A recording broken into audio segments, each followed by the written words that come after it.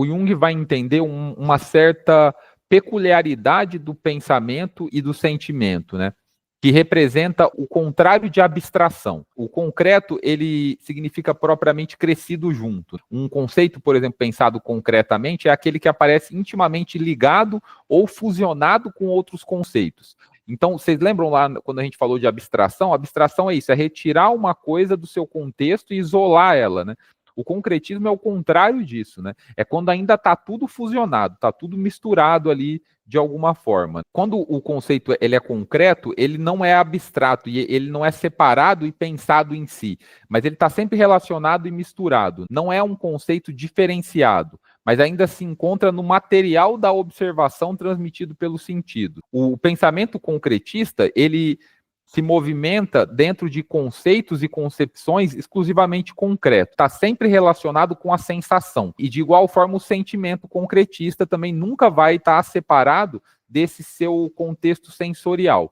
O pensamento e o sentimento primitivo, eles são exclusivamente concretistas, né? O que quer dizer isso? Eles estão sempre relacionados com o sensual. O pensamento do primitivo, ele não tem autonomia, mas ele adere ao fenômeno material. Ele eleva, assim, no máximo ao grau de analogia, né? E também o sentimento primitivo, ele está sempre relacionado com o fenômeno material, né? O pensamento e o sentimento, eles se baseiam na sensação, da qual eles pouco se diferenciam. O concretismo é, portanto, um arcaísmo mesmo. A influência mágica, por exemplo, do fetiche, ela não é vivenciada pelo primitivo como um estado subjetivo de sentimento, mas ela é sentida como um efeito mágico. E isso é o concretismo do sentimento. O primitivo, ele não experimenta a ideia da divindade como um conteúdo subjetivo, mas a árvore sagrada, ela é a morada de Deus, ela é o próprio Deus, né? Isso é o concretismo, né? E nesse caso do pensamento, né?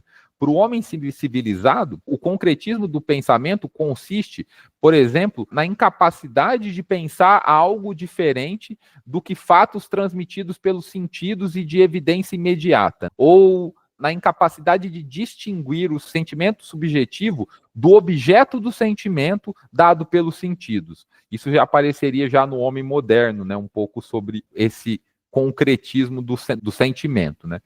Então, o concretismo é um conceito que cai sob o conceito mais amplo de participação mística, por exemplo. Assim como a participação mística, ela representa uma mistura do indivíduo com os objetos externos, o concretismo ele representa uma mistura do pensamento e do sentimento com a sensação.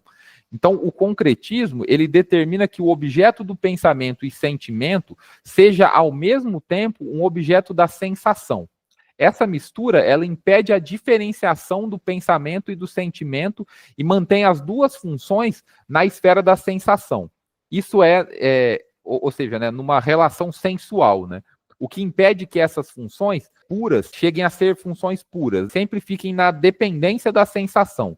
Disso, nasce no sujeito uma preponderância do fator sensorial na orientação psicológica. A desvantagem do concretismo é justamente a vinculação da função à sensação, né? Sendo a sensação percepção de estímulos psicológicos, o concretismo ele prende a função na esfera sensual, ou sempre, de novo, a reconduz para lá. Isso causa uma vinculação sensual das funções psicológicas que impede a autonomia psíquica do indivíduo e favorece os fatos dados pelos sentidos.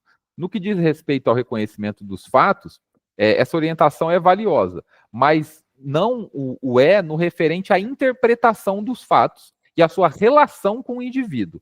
Então, o concretismo ele produz uma superimportância dos fatos, e com isso ele causa uma opressão da individualidade e da sua liberdade em favor do processo objetivo.